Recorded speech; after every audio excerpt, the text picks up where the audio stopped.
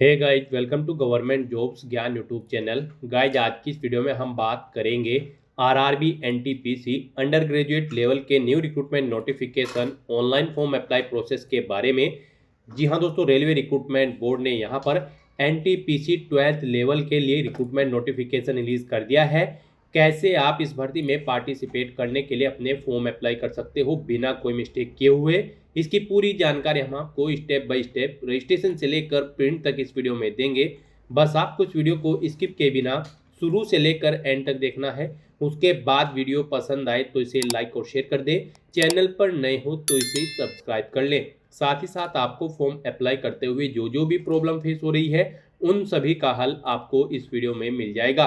कैसे यहाँ पर आपको अपना रजिस्ट्रेशन करना है, कैसे यहाँ पर आपको अपना वेरिफिकेशन करना है, लाइव फोटो आपको कैसे कैप्चर करना है, सभी जानकारी आपको इस वीडियो में दी जाएगी। बस आपको एंड तक हमारे साथ इस वीडियो में बने रहना है। तो बिना कोई वक्त गंवाए चलिए शुरू करते हैं। आपको इस वीडियो के डिस्क्रिप्शन बॉक्स में हमारी वेबसाइट IND-sarkari-naukri.in के इस पेज का लिंक मिल जाएगा। यहाँ पर आपको इस भर्ती के रिगार्डिंग सभी डिटेल्स प्रोवाइड कर दी गई है। भारतीय रेलवे ने यहाँ पर non technical popular categories NTPC under graduate 10+2 level examination 2025 के लिए नोटिफिकेशन रिलीज कर दिया है, जिसके तहत यहां पर पोस्ट भरी जाएंगी कमर्शियल कम टिकट कलर, अकाउंट्स कलर कम टाइपिस्ट, जूनियर कलर कम टाइपिस्ट और ट्रेन्स कलर की। यहां पर टोटल 3050 वैकेंसीज है। आप 28 अक्टूबर 2025 से 27 नवंबर 2025 तक अपने फॉर्म अप्लाई कर सकते हो। आकर्षक सैलरी पैकेज यहाँ पर आपको प्रोवाइड कराया जाएगा। 12वीं पास कैंडिडेट अप्लाई कर सकते हैं। 18 से 30 साल आपकी आयु सीमा रखी गई है। अनरिजर्व ओबीसी मेल कैंडिडेट के लिए 500 रुपये फीस है। 400 फीस उनकी यहाँ पर रिफंड कर दी जाएगी। SC ST PWD और वुमेन कैंडिडेट के लिए 250 रुपये फीस है। उनकी पूरी फीस यहाँ पर बाद में रिफंड कर दी जाएगी। फीस का अमाउंट आप ऑनलाइन मोड से जमा करा सकते हो। सिलेक्शन आपका computer based test, skill test, document verification और मेडिकल एग्जाम के आधार पर होगा। आप ऑल इंडिया से ऑनलाइन मोड में अप्लाई कर सकते हो। उसके लिए आपको इस पेज को नीचे स्क्रॉल डाउन करना है, इंपॉर्टेंट लिंक सेक्शन में आना है, ऑफिशियल नोटिफिकेशन PDF लिंक पर क्लिक करके इस भर्ती के नोटिफिकेशन को ओपन कर लेना है और इसमें से आपको पूरी डिटेल रीड कर लेनी है। यहाँ पर आपको सभी डिटेल्स प्रोवाइड करा दी गई है, जैसे कि क्या पोस्ट का नाम है, कितनी उसके लिए नंबर ऑफ वैकेंसीज है, कैसे आप अप्लाई कर सकते हो, कब से कब तक आप अप्लाई कर सकते हो। आप सभी डिटेल्स यहाँ से रीड करें, उसके बाद अपने फॉर्म अप्लाई कर लें। फॉर्म अप्लाई करने के लिए भी आपको हमारी वेबसाइट के इसी पेज पर ही अप्लाई ऑनलाइन का लिंक दिया गया है। जैसे ही आप इस लिंक पर क्लिक करेंगे आपके सामने यहाँ पर रेलवे रिक्रूटमेंट बोर्ड का ये पोर्टल ओपन होगा। गाइड, यहाँ पर अगर आपने पहले से रजिस्ट्रेशन कर रखा है तो आपको यहाँ पर लॉगिन की स्टेप पर क्लिक करना है। उसके बाद आपके सामने यहाँ पर कुछ इस तरह से इंटरफेस ओपन होगा। यहाँ पर आने के बाद आपके पास दो ऑप्शन है जिनके थ्रू यहाँ पर आप लॉगिन कर सकते हो, लॉगिन विद आधार या फिर login with RRB account credential. आप अपनी चॉइस के अकॉर्डिंग यहाँ पर कोई भी ऑप्शन सेलेक्ट करें और उसके थ्रू यहाँ पर आप लॉगिन कर ले। लॉगिन विद आधार ऑप्शन अगर आप सिलेक्ट करते हैं तो फिर आपके सामने कुछ इस तरह से इंटरफेस ओपन होगा। उसके बाद यहाँ पर आपको अपना फ़ोन नंबर एंटर करना है और उसके बाद जनरेट आधार OTP के ऑप्शन पर क्लिक कर देना है। फिर यहाँ पर आपके मोबाइल नंबर पर एक OTP आएगा जिससे आपका आधार लिंक है। वो OTP आपको यहाँ पर एंटर करना है। फिर I am not a robot के इस चेकबॉक्स को ओके करना है और लॉगिन के इस ऑप्शन पर क्लिक करते हुए आपको अपने डैशबोर्ड में लॉगिन कर लेना है। और अगर गाइड यहाँ पर आप सेकंड ऑप्शन का यूज करना चाहते हैं, आप login with RRB account credential के इस ऑप्शन पर क्लिक करते हैं तो आपके सामने कुछ इस तरह से इंटरफेस ओपन होगा। अब यहाँ पर आने के बाद आपको अपना मोबाइल नंबर या फिर ईमेल एड्रेस एंटर करना है, अपना पासवर्ड आपको एंटर करना है, I am not a robot के चेकबॉक्स को ओके करना है और फिर आपको यहाँ पर लॉगिन की स्टेप पर क्लिक करते हुए अपने डैशबोर्ड में लॉगिन कर लेना है। जैसे ही आप लॉगिन की स्टेप पर क्लिक करेंगे आपके सामने एक और पॉपअप शो होगा।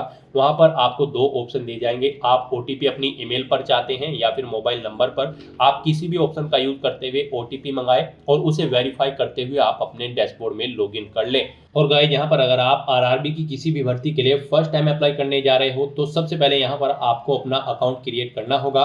उसके लिए आपको क्रिएट एन अकाउंट के इस ऑप्शन पर क्लिक करना है। फिर यहाँ पर आपके सामने कुछ इस तरह से इंटरफेस ओपन होगा। यहाँ पर आपको बताया गया है कि अगर आपने 2024 या फिर 25 में आरआरबी की भर्ती के लिए अप्लाई कर रखा है तो फिर यहाँ पर आपको रजिस्ट्रेशन की जरूरत नहीं है। अदरवाइज यहाँ पर आपको रजिस्ट्रेशन करना होगा। तो यहाँ पर आप ओके करें और यहाँ पर अब आप अपनी बेसिक डिटेल्स प्रोवाइड करते हुए अपना रजिस्ट्रेशन कंप्लीट कर लें। सबसे पहले यहाँ पर आपको अपनी नेशनलिटी सेलेक्ट करनी है। उसके बाद यहाँ पर आपको अपनी पर्सनल इंफॉर्मेशन देनी है। यहाँ पर आपको सबसे पहले अपना फुल नेम एंटर करना है, उसे रिटाइप करके कंफर्म कर लेना है। उसके बाद आपसे पूछा गया है कि क्या आपने कभी अपना नाम चेंज किया है, अगर किया है तो आप येस ऑप्शन सेलेक्ट करेंगे और फिर यहाँ पर आप जब आपके डॉक्यूमेंट वेरीफाई होंगे उस समय आपको गैजेटेड नोटिफिकेशन या फिर रिलीवेंट लीगल डॉक्यूमेंट शो करना होगा अब आपके नाम चेंज का। और अगर आपने कभी नाम चेंज नहीं किया है तो सिंपली यहाँ पर आपको नो ऑप्शन सेलेक्ट करना है। उसके बाद यहाँ पर आपको अपनी डेट ऑफ बर्थ सेलेक्ट करनी है, आपको इस कैलेंडर में से अपनी डेट ऑफ बर्थ सेलेक्ट कर लेनी है। फिर यहाँ पर आपको अपनी डेट ऑफ बर्थ टाइप करनी है DDMMYY फॉर्मेट में। यहाँ पर आपको पहले डे एंटर करना है, फिर आपको स्लैश मंथ एंटर करना है, फिर स्लैश देके आपको अपना ईयर यहाँ पर एंटर कर देना है। आपकी 10वीं की मार्कशीट के अकॉर्डिंग यहाँ पर आपकी डेट ऑफ बर्थ होनी चाहिए। उसके बाद यहाँ पर आपको अपना जेंडर सेलेक्ट करना है, उसे दोबारा से रीसेलेक्ट करना है कंफर्मेशन के लिए। फिर आपको अपने फादर का नाम यहाँ पर एंटर करना है, उसे भी रिटाइप कर देना है। मदर का नाम एंटर करना है, उसे भी रिटाइप कर देना है। उसके बाद यहाँ पर आपको अपनी कॉन्टैक्ट डिटेल देनी है। यहाँ पर आपको कॉन्टैक्ट डिटेल में सबसे पहले आपको अपना ईमेल एड्रेस एंटर करना है, फिर आपको अपना मोबाइल नंबर एंटर करना है और उनके बाद आपको जनरेट ईमेल ओटीपी और जनरेट मोबाइल ओटीपी के ऑप्शन पर क्लिक करना है।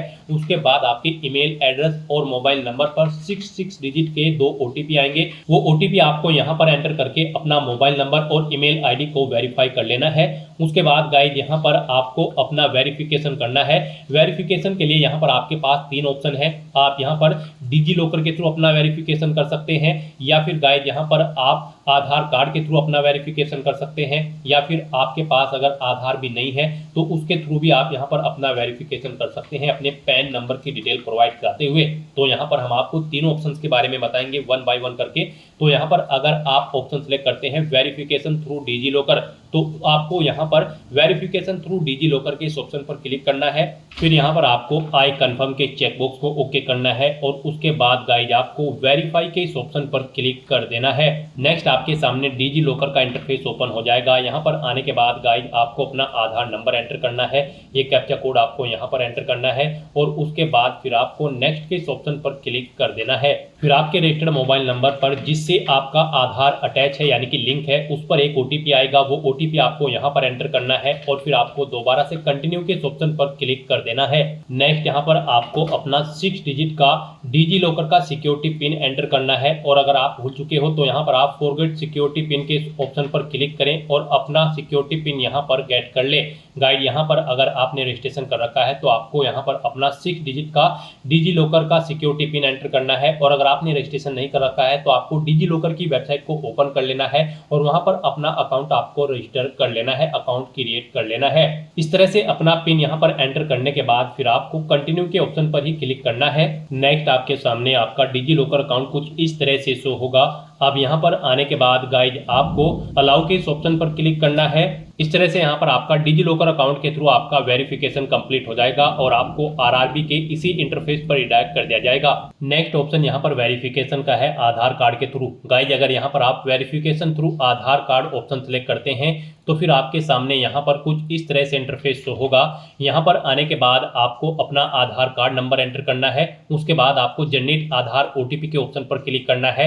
आपके मोबाइल नंबर पर जिससे आपका आधार लिंक है उस पर एक ओटीपी आएगा 6 डिजिट का, वो ओटीपी आपको यहाँ पर एंटर करना है और फिर आपको यहाँ पर वेरीफाई के इस ऑप्शन पर क्लिक करते हुए आपको अपना आधार वेरीफाई कर लेना है। यहाँ पर आपके लिए सबसे बेस्ट ऑप्शन आधार कार्ड का ही रहेगा क्योंकि यहाँ पर आगे भी आपको आपके आधार की जरूरत पड़ेगी एग्जाम टाइम के दौरान, वहां पर भी आपको अपना आधार कार्ड शो करना होगा। तो यहाँ पर हम आपको सजेस्ट करेंगे आप यहाँ पर अपना वेरिफिकेशन आधार के थ्रू कर ले, ये आपके लिए सबसे बेस्ट ऑप्शन है। आरआरबी की भर्ती में यहाँ पर आधार मस्ट कर दिया गया है। तो यहाँ पर अब उसके बाद एक और ऑप्शन है, अगर आप करना चाहे तो यहाँ पर आपका थर्ड ऑप्शन है I do not have Aadhaar card. आपको इस ऑप्शन पर क्लिक करना है।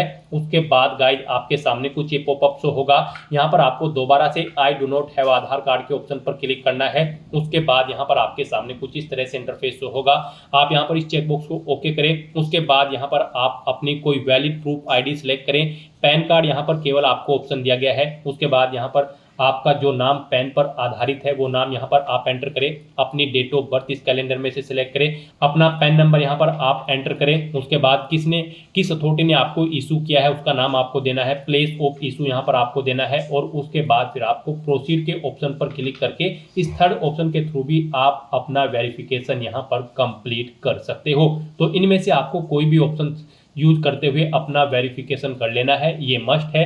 ये पूरी वेरिफिकेशन की प्रोसेस हमने आपको बता दी है, इनमें से किसी का भी यूज करते हुए आप अपना वेरिफिकेशन कर सकते हैं। हम आपको एक बार फिर से बता दें, आप यहाँ पर आधार कार्ड के थ्रू अपना वेरिफिकेशन करें, आपके लिए बेस्ट रहेगा। तो यहाँ पर किसी भी ऑप्शन के थ्रू वेरिफिकेशन करने के बाद आपको इस चेकबॉक्स को ओके करना है, I confirm that I am 18 year old या फिर ओल्डर, यानी कि मेरी आयु यहाँ पर 18 साल हो चुकी है या फिर इससे अधिक। आपको इस चेकबॉक्स को ओके करना है। ये डिटेल आप यहाँ पर इस पर क्लिक करके सुन भी सकते हो। और फिर गाइस यहाँ पर आपको अपना पासवर्ड क्रिएट करना है।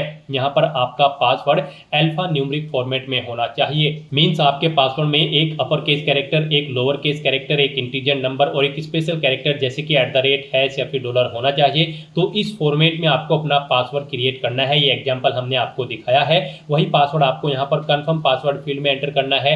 I am not a robot के इस चेकबॉक्स को ओके करना है। और फिर गाइस आपको यहाँ पर preview and create an account के ऑप्शन पर क्लिक करके अपना अकाउंट क्रिएट कर लेना है। अपना रजिस्ट्रेशन कंप्लीट करने के बाद आपको अपने अकाउंट में लॉगिन करना है। उसके लिए आपको रेलवे की इस वेबसाइट पर आकर लॉगिन की इस टैब पर क्लिक करना है।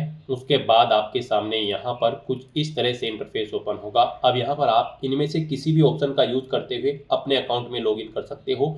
आप यहाँ पर लॉगिन विद आधार या फिर login with RRB account credential किसी भी ऑप्शन का यूज करते हुए लॉगिन कर सकते हो। तो यहाँ पर आप किसी भी ऑप्शन का यूज करते हुए लॉगिन करें। अगर आप यहाँ पर सेकंड ऑप्शन का यूज करते हो तो आपके सामने कुछ इस तरह से इंटरफेस ओपन होगा। अब यहाँ पर आने के बाद आपको अपना मोबाइल नंबर या फिर ईमेल एड्रेस एंटर करना है। अपना पासवर्ड आपको एंटर करना है। I am not a robot के चेकबॉक्स को ओके करना है और फिर आपको लॉगिन के ऑप्शन पर क्लिक कर देना है। फिर आपके सामने यहाँ पर 2 फैक्टर ऑथेंटिकेशन मोड ओपन होगा। यहाँ पर आपको अपना अकाउंट वेरीफाई करते हुए लॉगिन करना होगा। यहाँ पर आप OTP मंगा सकते हैं अपनी ईमेल आईडी पर या फिर फ़ोन नंबर पर। इनमें से आप किसी भी लिंक पर क्लिक करें, सेंड OTP टू ईमेल या फिर सेंड OTP टू फ़ोन। उसके बाद आपकी ईमेल आईडी या फ़ोन नंबर पर एक OTP आएगा। वो OTP आपको यहाँ पर एंटर करना है और उसके बाद आपको लॉगिन की स्टेप पर क्लिक करते हुए अपने डैशबोर्ड में लॉगिन कर लेना है। लॉगिन करने के बाद आपके सामने आपका डैशबोर्ड कुछ इस तरह से शो होगा। यहाँ पर आपको कुछ जनरल इंस्ट्रक्शंस प्रोवाइड कराए गए हैं, आपको इन्हें केयरफुली रीड आउट कर लेना है फॉर्म अप्लाई करने से पहले। और गाइस यहाँ पर अगर आप अपने रजिस्ट्रेशन में कुछ चेंज आउट करना चाहते हैं तो यहाँ पर आपको मॉडिफाई रजिस्ट्रेशन डिटेल का ऑप्शन प्रोवाइड कराया गया है। आप अपने रजिस्ट्रेशन में कुछ डिटेल्स मॉडिफाई कर सकते हैं। और यहाँ पर फॉर्म अप्लाई करने के लिए गाइस अब आपको ऑनलाइन एप्लीकेशन की स्टेप पर क्लिक करना है। उसके बाद आपके सामने कुछ इस तरह से इंटरफेस ओपन होगा और यहाँ पर for non technical popular categories NTPC under graduate course यानी कि 12th लेवल, यहाँ पर आने के बाद आपको यहाँ पर अपना रिक्रूटमेंट बोर्ड सेलेक्ट करना है। कोई भी एक रिक्रूटमेंट बोर्ड जिसमें आप अप्लाई करना चाहते हैं यहाँ पर सेलेक्ट कर ले।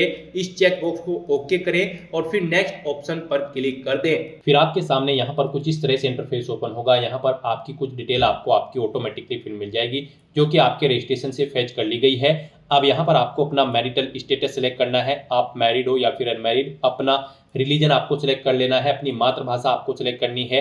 फिर यहाँ पर आपको सिलेक्ट करना है कि आप किस लैंग्वेज में अपना एग्जाम चाहते हैं, हिंदी या फिर इंग्लिश में। उसके बाद आपकी बॉडी पर कोई कट या तिल का निशान है तो उस पैलेस का नाम यहाँ पर एंटर करें। फिर एक और पैलेस का नाम यहाँ पर ऐसे ही एंटर करें। और अगर आपकी बॉडी पर कहीं कोई कट या तिल का निशान नहीं है तो फिर यहाँ पर आप नो मार्क एंटर कर देंगे। उसके बाद आपको इस पेज को नीचे स्क्रॉल डाउन करना है। फिर यहाँ पर आपको अपनी कम्युनिटी सेलेक्ट करनी है, आप जिस कम्युनिटी से बिलोंग करते हैं। अगर आप रिजर्व कैटेगरी से बिलोंग करते हैं तो यहाँ पर आपको अपनी कास्ट का नाम देना है, अपना कम्युनिटी सर्टिफिकेट नंबर देना है, किस अथॉरिटी ने आपको इशू किया है वो आपको सिलेक्ट कर लेना है, किस डेट को इशू हुआ है वो डेट आपको सिलेक्ट करनी है, क्या यहाँ पर आप फ्री ट्रेवल पास चाहते हैं एग्जाम के लिए, उसके लिए आप येस या नो ऑप्शन सेलेक्ट करें। और उसके बाद यहाँ पर आपको आपका प्रेजेंट एड्रेस एंटर करना है, फिर अपना परमानेंट एड्रेस आपको एंटर करना है। और अगर आपका परमानेंट एड्रेस आपके प्रेजेंट एड्रेस के अकॉर्डिंग सेम है तो आप इस चेकबॉक्स को ओके कर देंगे। ऑटोमेटिकली आपका परमानेंट एड्रेस आपके प्रेजेंट एड्रेस के अकॉर्डिंग यहाँ पर फिल हो जाएगा। इस तरह से अपनी डिटेल फिल करने के बाद फिर गाइस आपको यहाँ पर सेव के ऑप्शन पर क्लिक करना है, अपनी सभी डिटेल्स को सेव कर देना है और उसके बाद नेक्स्ट के ऑप्शन पर क्लिक कर देना है। नेक्स्ट आपको अपनी कुछ अदर डिटेल्स प्रोवाइड करनी है। यहाँ पर आपसे पूछा गया कि क्या आप एक सर्विसमैन हैं, अगर हैं तो आप यस करेंगे। और फिर यहाँ पर आप सिलेक्ट करेंगे आप आर्मी में थे, नेवी में या फिर एयरफोर्स में, अपनी रैंक देंगे, डेट ऑफ एंट्री देंगे और यहाँ पर अगर अभी भी आप जॉब कर रहे हैं तो बताएंगे। और इनके अकॉर्डिंग यहाँ पर आपकी लेंथ सर्विस की लेंथ कैलकुलेट करके आपको शो कर दी जाएगी इन डेट्स के अकॉर्डिंग। और अगर आप ई एक सर्विसमैन नहीं है तो आप नो ऑप्शन सेलेक्ट करें।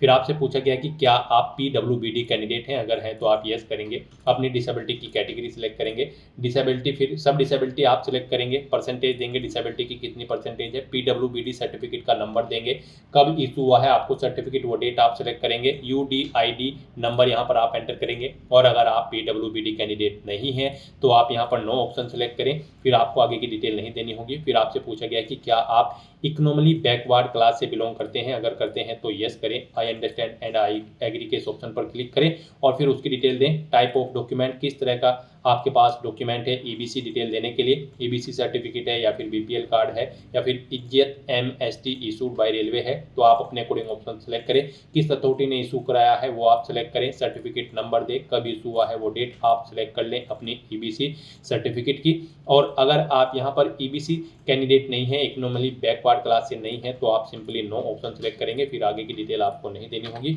उसके बाद यहाँ पर आपसे पूछा गया है कि क्या आप यहाँ पर रेलवे में सर्विस करते हैं, अगर करते हैं तो यस करें। और फिर यहाँ पर आपको बताना है कि क्या आपने NOC ले रखी है कंट्रोलिंग ऑफिसर से, यस या नो ऑप्शन सेलेक्ट करें। अपनी कैटेगरी सेलेक्ट करें, किस कैटेगरी में आप कार्यरत हैं, place of working they, zone select करें किस जोन में आप कार्यरत हैं। और अगर नहीं आप सर्विस करते हैं तो फिर यहाँ पर आपको सिंपली नो ऑप्शन सेलेक्ट करना है। फिर आगे की डिटेल आपको नहीं देनी होगी। और फिर उसके बाद आपसे पूछा गया कि क्या आप रेलवे के अलावा किसी और सेक्टर में कार्यरत हैं, सेंट्रल गवर्नमेंट में, स्टेट गवर्नमेंट में या फिर पब्लिक सेक्टर अंडरटेकिंग्स में, अगर हैं तो ऑप्शन सेलेक्ट करें। और फिर यहाँ पर आप उनकी डिटेल प्रोवाइड कराएं, जैसे कि ऑर्गेनाइजेशन का नाम, कब से आपने जॉब स्टार्ट की है, क्या आप फिलहाल भी वर्क कर रहे हैं, यहाँ पर आपको डिटेल देनी होगी। और अगर नहीं है आप कहीं पर भी कार्यरत तो सिंपली यहाँ पर आप नॉट एप्लीकेबल ऑप्शन सेलेक्ट करेंगे। आगे की डिटेल फिर आपको नहीं देनी होगी। फिर यहाँ पर आपको अपनी बैंक डिटेल देनी है फीस रिफंड के लिए। यहाँ पर सबसे पहले आपको अकाउंट होल्डर का नाम देना है, फिर आपको यहाँ पर बैंक अकाउंट नंबर अपना देना है। उसके बाद यहाँ पर आपको फीस कंफर्म के लिए बैंक अकाउंट नंबर एक बार फिर से एंटर करना होगा। उसके बाद आपको अपने बैंक का FSC कोड यहाँ पर एंटर करना है और कंफर्म के इस ऑप्शन पर क्लिक करना है। इसके अकॉर्डिंग यहाँ पर आपके बैंक का नाम और एड्रेस ऑटोमेटिकली फैच कर लिया जाएगा। इस तरह से अपनी सभी डिटेल्स यहाँ पर प्रोवाइड करने के बाद फिर आपको सेव के इस ऑप्शन पर क्लिक करके अपनी सभी डिटेल्स सेव कर देनी है। और उसके बाद गाइज आपको नेक्स्ट के इस ऑप्शन पर क्लिक कर देना है। नेक्स्ट यहाँ पर आपको अपनी एजुकेशनल क्वालिफिकेशन की डिटेल प्रोवाइड करनी है। गाइज इस भर्ती में पार्टिसिपेट करने के लिए आपका 12वीं क्लास पास आउट होना जरूरी है किसी वेल रिकॉग्नाइज्ड बोर्ड या फिर स्कूल से। सबसे पहले यहाँ पर आपको अपनी 10वीं क्लास की डिटेल देनी होगी। उसके लिए आपको इस पेंसिल के ऑप्शन पर क्लिक करना है। फिर यहाँ पर आपको अपना स्टेट सिलेक्ट करना है, जिस स्टेट से आपने अपनी 10वीं क्लास पास आउट की है। अपना डिस्ट्रिक्ट आपको सिलेक्ट करना है, बोर्ड का नाम देना है, पासिंग डेट यहाँ पर आपको सिलेक्ट करनी है। इस कैलेंडर के ऑप्शन पर क्लिक करने के बाद अपनी 10वीं क्लास का रोल नंबर आपको एंटर करना है और 10वीं क्लास का जो सर्टिफिकेट है उसका सीरियल नंबर यहाँ पर आपको एंटर कर देना है।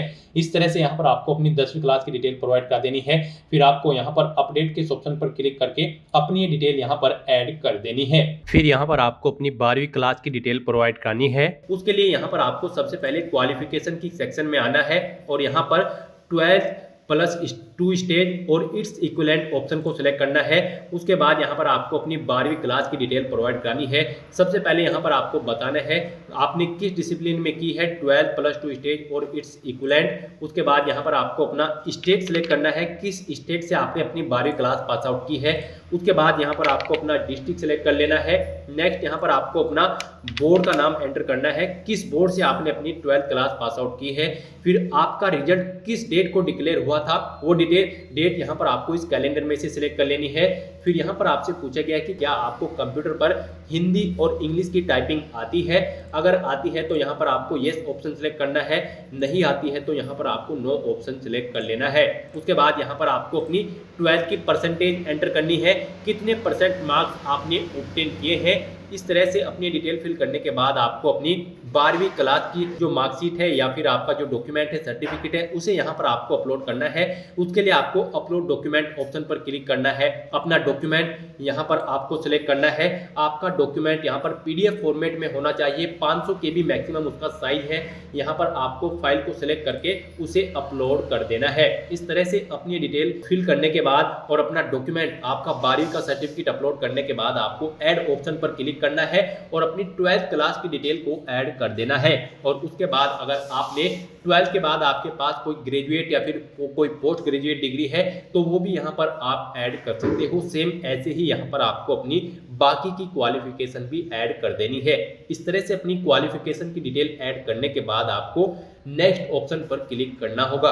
नेक्स्ट यहाँ पर आपको अपना फोटो और सिग्नेचर अपलोड करने हैं। यहाँ पर आपको फोटो कैप्चर करने के लिए दो ऑप्शन दिए गए हैं। आप यहाँ पर डायरेक्टली कैप्चर लाइव इमेज के ऑप्शन पर क्लिक करें, अपने वेब कैमरा के थ्रू अपना लाइव फोटो कैप्चर कर लें, या फिर आप यहाँ पर capture live image from mobile के ऑप्शन पर क्लिक करें। आपके सामने यहाँ पर एक QR कोड शो होगा। इस QR कोड को आप अपने मोबाइल फोन से स्कैन करें। अपने मोबाइल फोन में आपने जो भी यहाँ पर QR कोड स्कैनर इंस्टॉल किया हुआ है उसके थ्रू आप इसे स्कैन करें। उसके बाद आपके मोबाइल फोन में आपको अपना RRB का अकाउंट लॉगिन करना होगा। अपने लॉगिन की डिटेल प्रोवाइड करते हुए आपको अपने डैशबोर्ड में लॉगिन कर लेना है और फिर वहां से आपको अपना फोटो लाइव कैप्चर करना है। फोटो कैप्चर करते समय आपको अपना फेस सर्कल में प्रॉपर वे में लाना है और अपनी आंखों को 2 या 3 बार ब्लिंक करना है। उसके बाद यहाँ पर आपका लाइव फोटो कैप्चर हो जाएगा आपके मोबाइल फोन से। यहाँ पर फोटो कैप्चर करते समय आपको कुछ जनरल इंस्ट्रक्शंस दिए गए हैं, आपको इन्हें रीड आउट कर लेना है। फोटो कैप्चर करते समय आपको सफेद कपड़े नहीं पहनने हैं और जिस स्थान पर आप अपना फोटो कैप्चर करेंगे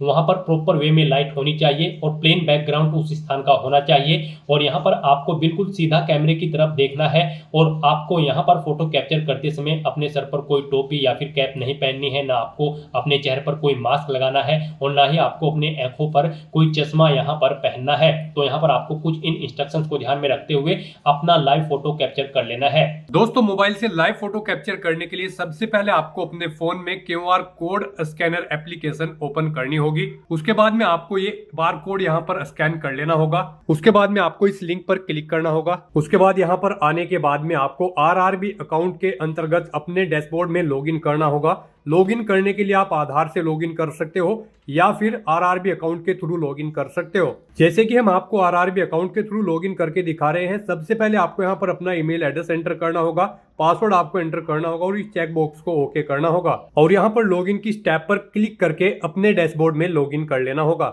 लॉगिन करने के लिए आपको ईमेल आईडी या फिर मोबाइल फोन पर एक OTP सेंड करना होगा। उसके लिए आपको यहाँ पर इस लिंक पर क्लिक करना होगा। OTP एंटर करने के बाद में आपको लॉगिन की स्टेप पर क्लिक करना होगा। लॉगिन करने के बाद में आपके सामने कुछ इस तरह से इंटरफेस ओपन हो जाएगा। यहाँ पर आकर आपको इस पेज को स्क्रॉल डाउन करना होगा और यहाँ पर आप देख सकते हो capture live image. Live photo capture करने के लिए आपको इस टैब पर क्लिक करना होगा और अपना लाइव फोटो कैप्चर कर लेना होगा। फोटो कैप्चर करने के लिए आपको अपना फेस इस सर्कल के अंतर्गत लाना होगा और अपनी आंखों को यहाँ पर ब्लिंक करना होगा वेरिफिकेशन के लिए और उसके बाद में कैप्चर के इस टैब पर क्लिक करके अपना लाइव फोटो कैप्चर कर लेना होगा। तो इस तरह से आपका लाइव फोटो कैप्चर हो जाएगा और उसके बाद में आपको सेव की टैब पर क्लिक करके अपना लाइव फोटो जो आपने कैप्चर किया है उसको सेव कर देना होगा। उसके बाद गाइस यहाँ पर आपको अपने सिग्नेचर अपलोड करने हैं। सिग्नेचर यहाँ पर आपके JPG या फिर JPEG फॉर्मेट में होने चाहिए। सिग्नेचर की विड्थ आपकी 140 पिक्सल होनी चाहिए, हाइट 60 पिक्सल होनी चाहिए। सिग्नेचर यहाँ पर आपको एक ब्लैंक इंक पेन से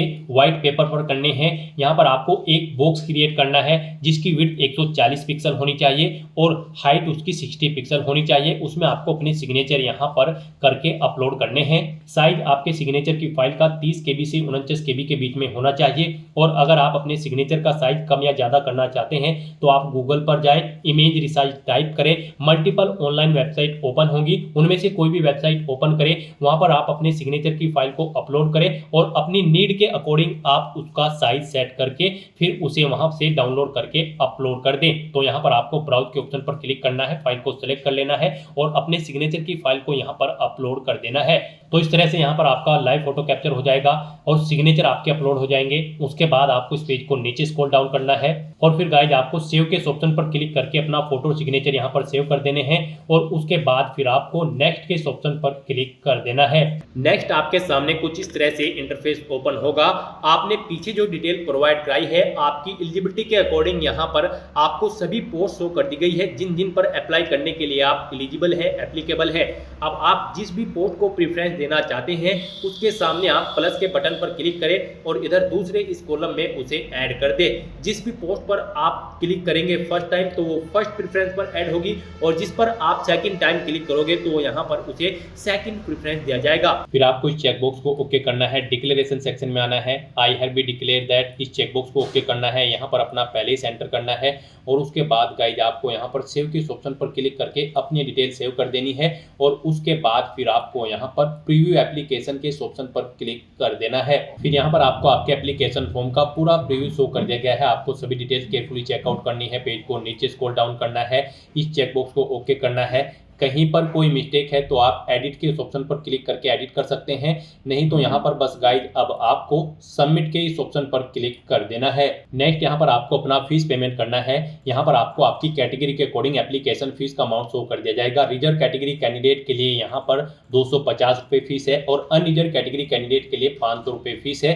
इसमें से इनको 400 रुपये फीस रिफंड कर दी जाएगी, और रिजर्व कैटेगरी कैंडिडेट की सभी फीस यहाँ पर आपको रिफंड कर दी जाएगी। लेकिन यहाँ पर फॉर्म कंफर्मेशन के लिए आपको अभी अपना फीस पेमेंट करना है, तो उसके लिए गाइड यहाँ पर अब आपको पे विद SBI ई पे के ऑप्शन पर क्लिक करना है, और प्रोसीड करते हुए आपको यहाँ पर फीस पेमेंट के इंटरफेस पर आ जाना है। यहाँ पर आप debit card, credit card, net banking, UPI या फिर वॉलेट के माध्यम से अपना फीस पेमेंट कर सकते हो। यूपीआई यहाँ पर आपके लिए सबसे बेस्ट और इजी ऑप्शन रहेगा। आप यूपीआई के ऑप्शन पर क्लिक करें। यूपीआई में भी फीस पेमेंट करने के लिए आपके पास दो ऑप्शन है। आप अपनी यूपीआई आईडी एंटर करें, वैलिडेट यूपीआई आईडी के ऑप्शन पर क्लिक करते हुए अपना फीस पेमेंट कर दें, या फिर गाइड यहाँ पर आप यूपीआई क्यूआर के ऑप्शन पर क्लिक करें, फिर यहाँ पर पे नाउ के ऑप्शन पर क्लिक करें। ये क्यूआर कोड आप अपने यूपीआई एप्लीकेशन से स्कैन करें और अपना फीस पेमेंट कर दें। सक्सेसफुली फीस पेमेंट करने के बाद यहाँ पर आपके एप्लीकेशन फॉर्म की सभी टास्क कंप्लीट हो जाएगी और आपका फॉर्म सबमिट हो जाएगा। उसके बाद आपको अपने एप्लीकेशन फॉर्म का एक हार्ड कॉपी प्रिंट आउट ले लेना है फ्यूचर यूज के लिए, फ्यूचर रेफरेंस के लिए, और फिर आप अपने डैशबोर्ड में भी जाकर चेकआउट कर सकते हो कि आपका फॉर्म सक्सेसफुली सबमिट हो चुका है या फिर नहीं। तो दोस्तों ऐसे आप आरआरबी एनटीपीसी की इस भर्ती के लिए अपने फॉर्म अप्लाई कर सकते हो बिना कोई मिस्टेक किए हुए। आज की इस वीडियो में बस इतना ही। आई होप वीडियो आपको पसंद आई होगी। अगर पसंद आई हो तो इसे लाइक और शेयर करें, चैनल पर नए हो तो इसे सब्सक्राइब कर ले। Thanks for watching.